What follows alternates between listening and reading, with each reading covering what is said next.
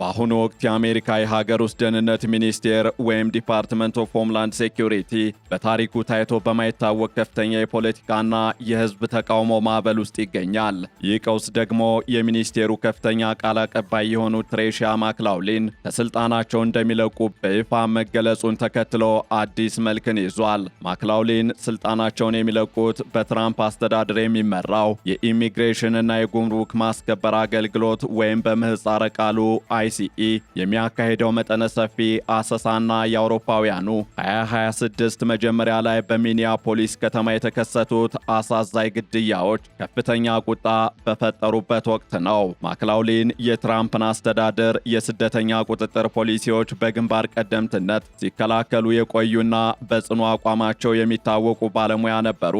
ይሁን እንጂ የእርሳቸው መልቀቂያ ይፋ የሆነው በቅርቡ በሚኒያፖሊስ በፌዴራል የኢሚግሬሽን መኮንኖች አማካይነት አሌክስ ፕሬቲና ሬኔ ጉድ የተባሉ ሁለት የአሜሪካ ዜጎች በጥይት ተመተው መገደላቸውን ተከትሎ የሕዝብ ቁጣ በገነፈለበት ወቅት ነው። ይህ ክስተት በዲፓርትመንቱ ዋና ጸሐፊ ክሪስቲኖም ላይ የፓርላማ ክስ ወይም ኢምፒችመንት እንዲመሰረትባቸው ምክንያትም ሆኗል። በሌላ በኩል ደግሞ የፕሬዝደንት ዶናልድ ትራምፕ አስተዳደር ስደተኞችን ከየከተማ እያሰሰ ለማጎር ሲል ከፍተኛ የሆነ የመጋዘን ግዥና መጋዘኖችንም ወደ እስር ቤት የመለወስ ስራን እየሰራ መሆኑ ህዝባዊ ማዕበሉን ዳግም እየቀሰቀሰው ይገኛል። እናም በዕለቱ የኢትዮ ግሎባል ዓለም አቀፍ ትንታኔ ዝግጅታችን የፕሬዝደንት ዶናልድ ትራምፕ ከፍተኛ ባለስልጣናት የሥራ መልቀቅ አንድምታ፣ የመንግስትን የግዙፍ መጋዘኖች ግዥ ስትራቴጂና ይህንን ተከትሎ እየተነሱ ያሉ ህጋዊና ፖለቲካዊ ተቃውሞችን ልንመለከት ወደድን። ዓለም አቀፍ የትንታኔ ዘገባ ዝግጅቱ ጋር ታሪኩ ጋሹ ነኝ።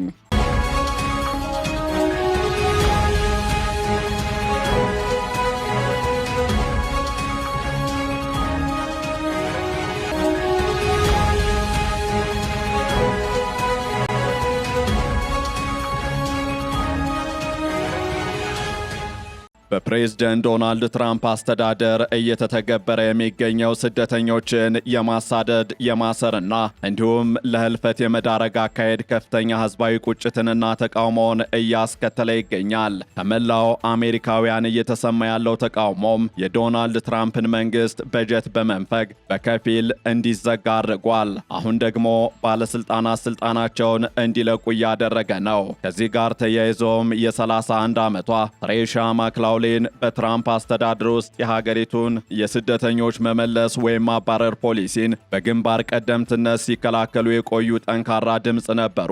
የማክላውሊን መልቀቅ በድንገት የመጣ ባይሆንም የመልቀቂያው ጊዜ መፍጠን ግን አነጋጋሪ ሆኗል። በተለይም በሚኒያፖሊስ ከተማ በአሌክስ ፕሬቲና ሬኔ ጉድ የተባሉ የአሜሪካ ዜጎች በፌዴራል የኢሚግሬሽን ኦፊሰሮች ወይም ባለሙያዎች መገደላቸው ሚኒስቴሩ በከፍተኛ የህዝብ ጥላቻ ውስጥ እንዲወድቅ አድርጎታል። ማክላውሊን ከዚህ ቀደም እነዚህን ግድያዎች ሲከላከሉ አደገኛ ወንጀለኞች፣ ህገወጤዎች ዜጎች የሚሆኑ የአሜሪካ ዜጎች በህግ አስከባሪዎች ላይ ጥቃት እየሰነዘሩ ነው በማለት በሰጡት መግለጫ ከፍተኛ ትችትን አስተናግደዋል። የቀድሞው የዲፓርትመንቱ የኮሚኒኬሽን ባለስልጣን ዴቪድ ላፓን እንደገለጹት ትሬሺያ ማክላውሊን በሀገር ውስጥ ደህንነት ሚኒስቴር ውስጥ እያደረጉ ያለውን ነገር በመንግስት አገልግሎት ካየሁት ሁሉ የተለየ ነው ሲሉ ገልጸዋል። እንደዚህ ያለ የጠባጫሪነት አካሄድ አይቼ አላውቅም ሲሉም ገልጸዋል። የእርሳቸው መልቀቅ አስተዳድሩ በኮሚኒኬሽን ረገድ የገጠመውን ውድቀት የሚያሳይ ከመሆኑም በላይ በሀገር ውስጥ ደህንነት ጸሐፊዋ ክሪስቲኖም ላይ የቀረበውን የክስ መመስረት ወይም ኢምፒችመንት ሂደት የበለጠ ውስብስብ ያደርገዋል። ከቃል አቀባይዋ መልቀቅ ጀርባ ያለው ትልቁ አጀንዳ ደግሞ የፕሬዝደንት ዶናልድ ትራምፕ አስተዳደር በ38.3 ቢሊዮን ዶላር ወጪ የኢንዱስትሪ መጋዘኖችን ወደ ግዙፍ የኢሚግሬሽን ወይም የስደተኞች ማቆያ ማዕከላት ለመቀየር የያዘው ዕቅድ መሆኑም እየተገለጸ ነው። ከዚህ ጋር ተያይዞ የዲፓርትመንቱ ዳይሬክተር ቶድ ሊዮን ባለፈው ዓመት እንደተናገሩት ይህ ሂደት ለሰው ልጆች እንደ አማዞን ፕራይም ፈጣንና ቀልጣፋ እንዲሆን ታስቦ የተነደፈ ነው ሲሉ ተናግረዋል። በመላው አሜሪካ ከአሪዞና እስከ ፔንስልቫኒያ ከቴክሳስ እስከ ሜሪላንድ የሚገኙ ግዙፍ መጋዘኖች በቢሊዮን በሚቆጠር ዶላር እየተገዙ ይገኛሉ። ለአብነትም በአሪዞና የሚገኝ የ7 እግር ኳስ ሜዳዎች ስፋት ያለው መጋዘን በ70 ሚሊዮን ዶላር የተገዛ ሲሆን በሜሪላንድ ደግሞ ሌላ መጋዘን በ102.2 ሚሊዮን ዶላር ተገዝቷል። እነዚህ ማዕከላት እያንዳንዳቸው እስከ 10,000 የሚደርሱ ስደተኞችን የመያዝ አቅም እንዲኖራቸው ታቅዷል። ይህም በአሁኑ ወቅት በቁጥጥር ስር ያሉ 70,000 ስደተኞችን ቁጥር በከፍተኛ ሁኔታ እንደሚጨምረው ይጠበቃል። ይሁን እንጂ ይህ የመጋዘን ስትራቴጂ ከፍተኛ የሰብአዊ መብት ስጋቶችን እየቀሰቀሰ ይገኛል። መጋዘኖች ለሸቀጦች ማከማቻ እንጂ ለሰው ልጅ መኖሪያነት የተሰሩ ባለመሆናቸው በቂ ሙቀት፣ አየርና ንጽህና የሌላቸው መሆኑ በተደጋጋሚ ተገልጿል።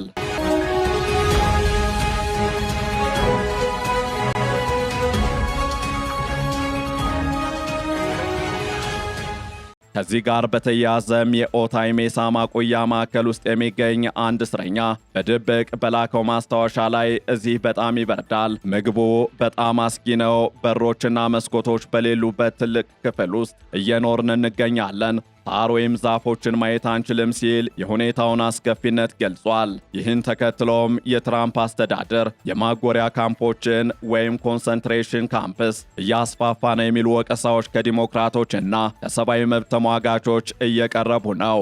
የኦክላሃማ ሲቲ ከንቲባ ዴቪድ ሆልት እና የሶልት ሌክ ሲቲ ከንቲባ ኤሪን ማንድሃልን ጨምሮ በርካታ የአካባቢ መሪዎች፣ በርካታ የግዛት መሪዎች የፌዴራል መንግስቱ በከተሞቻቸው ውስጥ እነዚህን ማዕከላት እንዳይገነባ በጽኑ እየተቃወሙ ይገኛሉ። ከዚህ ባሻገርም የህግ ባለሙያዎች እንደሚጠቁሙት ከሆነ እነዚህን የግዢ ስምምነቶች ለማስቆም የሚደረገው ጥረት ከፍተኛ የህግ እንቅፋት አለበት። የኔብራስካ ዩኒቨርሲቲ የህግ ፕሮፌሰር ዳንኤል ጄፍሪስ እንደገለጹት ከሆነም የአካባቢና የክልል መንግስታት ወይም የግዛት መንግስታት ከአይሲኢ ጋር ከስደተኞችና ከጉምሩክ አስከባሪ ባለስልጣናት ጋር ውል ላለመግባት ቢወስኑም የግል ንብረት ባለቤቶች መጋዘኖቻቸውን ለፌዴራል መንግስት እንዳይሸጡ የማገድ ሙሉ ስልጣን የላቸውም። በካሊፎርኒያና በኒው ጀርሲ የተሞከሩ መሰል የግዛት ህጎች በፌዴራል ፍርድ ቤቶች ውድቅ ተደርገዋል። የፌዴራል መንግስት ከአካባቢው የዞን ክፍፍልና ደንቦች ነጻ የመሆን መብት ወይም ፌዴራል ኢሚዩኒቲ ስላለው የአካባቢ ባለስልጣናት የውሃና የፍሳሽ አገልግሎት ፈቃድን እንደ መከላከያ ለመጠቀም እየሞከሩ ነው። በካንሳስ ሲቲ የከተማው ምክር ቤት ለ6 ዓመታት የሚቆይ የማቆያ ማዕከላት ግንባታ እገዳ ያሳለፈ ሲሆን ይህ እርምጃ በፌዴራልና በአካባቢው መንግስታት መካከል ያለውን የህግ ፍጥጫ ወደ አዲስ ምዕራፍ አሸጋግሮታል።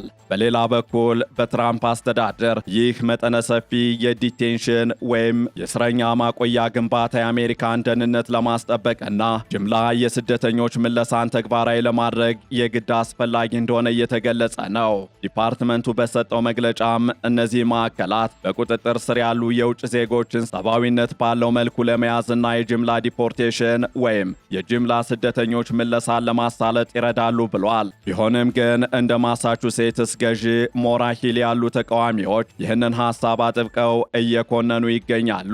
ሂሊ አይሲኢ ሰዎችን በአደባባይ እየገደለ ባለበት ሁኔታ አዳዲስ የሰው ማጎሪያ መጋዘኖች እንዲገነባ መፍቀድ የለብንም በማለት በኒው ሃምፕሻየር ሊገነባ የታቀደውን ማዕከል ተቃውመዋል።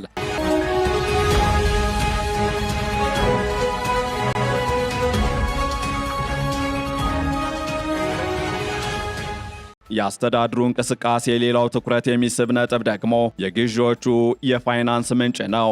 አብዛኛው ገንዘብ የተገኘው ትራምፕ ካጸደቁት ዋን ቢግ ቢውቲፉል አክት ከተባለው የ45 ቢሊዮን ዶላር በጀት ነው። ይህ የገንዘብ መጠን የስደተኞች ቁጥጥር ዲፓርትመንት በታሪኩ አግኝቶት የማያውቀው ግዙፍ ሀብት ሲሆን ይህም የኤጀንሲውን አቅም ከ200 በላይ ወደሚሆኑ የማቆያ ማዕከላት እንዲያድግ አድርጎታል። ይሁን እንጂ የገንዘብ አጠቃቀሙ ከሙስናና ከጥቅም ግጭት ጥርጣሬዎች ነፃ አይደለም። ስልጣናቸውን የሚለቁት ትሬሻ ማክላውሊን ለ220 ሚሊዮን ዶላር የሚኒስቴሩ የማስታወቂያ ዘመቻ ኃላፊ በነበሩበት ወቅት የተወሰነው ገንዘብ ለባለቤታቸው ድርጅት ተላልፏል የሚሉ ክሶች መነሳታቸው የሚኒስቴሩን ስም የበለጠ አጉድፎታል። ከፊል የመንግስት ሥራ ማቆም ወይም ፓርሻል ሸዳውን ስጋትም ከዚሁ የኢሚግሬሽን ወይም የስደተኞች ቁጥጥር ፖሊሲ ጋር ተያይዞ ብቅ ብሏል። ዲሞክራቶች በኮንግረስ በኩል ለዲፓርትመንቱ የሚሰጠውን በጀት ለመቀነስ ወይም ለማገድ የሚያደርጉት ጥረት በበጀት ድልድል ላይ ስምምነት ላይ እንዳይደረስ እያደረገ ነው። ይህ ደግሞ በፌዴራል መንግስት ስራዎች ላይ መስተጓጎል ሊፈጥር እንደሚችል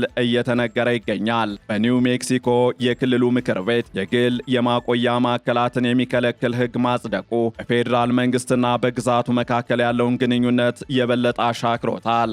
የኦቴሮ ካውንቲ ባለስልጣናትን በበኩላቸው ይህ ሕግ ከተተገበረ ስራ አጥነት ይፈጠራል በሚል ግዛቱን ለመክሰስ እየተዘጋጁ ነው።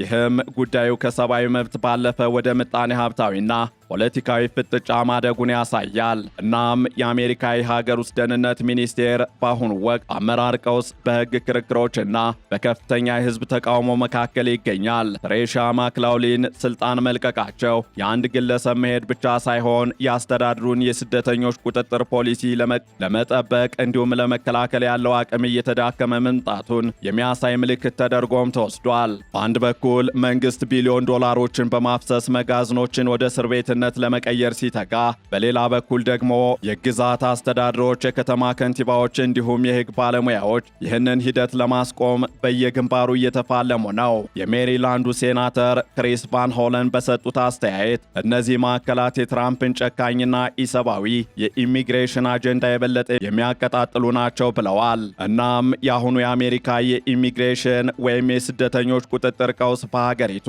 ዲሞክራሲያዊ እሴቶችና በብሔራዊ ደህንነት ፍላጎቶች መካከል ያለውን ከፍተኛ ግጭት በግልጽ ያሳየ ሆኗል። ከዚህ ጋር በተያያዘም የዲፓርትመንቱ ቃል አቀባይ ስራቸውን መልቀቅ፣ በቢሊዮን ዶላር የሚገዙት ግዙፍ መጋዘኖችና በየፍርድ ቤቱ የሚካሄዱት የህግ ክርክሮች ሁሉ የሚያመላክቱት አሜሪካ በስደተኞች ቁጥጥር ፖሊሲዋ ረገድ እጅግ ፈታኝ ወቅት ላይ መሆኗን ነው። የአስተዳድሩ አማዞን ፕራይም መሰል የዲፖርቴሽን ወይም ስደተኞችን ወደ የመጡበት የመመለስ ስትራቴጂ ተግባራዊ ሊሆን የሚችለው የህዝብን ተቃውሞና የህግ እንቅፋቶችን ማለፍ ሲችል ብቻ ይሆናል። ይሁን እንጂ በሚኒያፖሊስ የተከሰቱት ግድያዎች የፈጠሩት ቁስልና እየተገነቡ ያሉት የሰው መጋዘኖች የሚፈጥሩት ስጋት ለትራምፕ አስተዳደር ወደፊት ቀላል ጉዞ እንደማይሆን አመላካች ናቸው። በሚቀጥሉት ሳምንታት የትሬሻ ማክላውሊን ተተኪ የሚሆኑት ላውረን ቢስ ይህን የከረረ ውጥረት እንዴት እንደሚያስተናግዱት የሚጠበቅ ሲሆን የኮንግረስ አባላት ወደ ማቆያ ማዕከሉ ገብተው ለመቆጣጠር የሚያደርጉት ጥረትም ለጉዳዩ ተጨማሪ ትኩረትን የሚሰጥ ይሆናል። አሜሪካ በሰብአዊ መብትና በሕግ ማስከበር መካከል የምታደርገው ይህ ትግል የሀገሪቱን ቀጣይ የፖለቲካ ገጽታ በእጅጉ እንደሚወስነው አያጠራጥርም። እናም የአሜሪካ የሀገር ውስጥ ደህንነት ሚኒስቴር በአሁኑ ወቅት በአመራር ቀውስ፣ በሕግ ክርክሮች እንዲሁም በከፍተኛ የህዝብ ተቃውሞ አጣብቂኝ ውስጥ ይገኛል። ትሬሻ ማክላውሊን ስልጣን መልቀቃቸውም እንደ አንድ ግለሰብ የግል ጉዳይ ብቻ የሚወሰድ አይደለም። እናም የአሁኑ የአሜሪካ የኢሚግሬሽን ቀውስ በሀገሪቱ ዲሞክራሲያዊ እሴቶችና ብሔራዊ ደህንነት ፍላጎቶች መካከል ከፍተኛ ፍጭትና የፍላጎት መሳሳብ እንዳለ ያሳያል። ይህንን ዓለም አቀፍ ትንታኔ ስናዘጋጅ ዘጋርዲያን፣ ቢቢሲ እንዲሁም አልጀዚራን በዋቢነት ተጠቅመናል።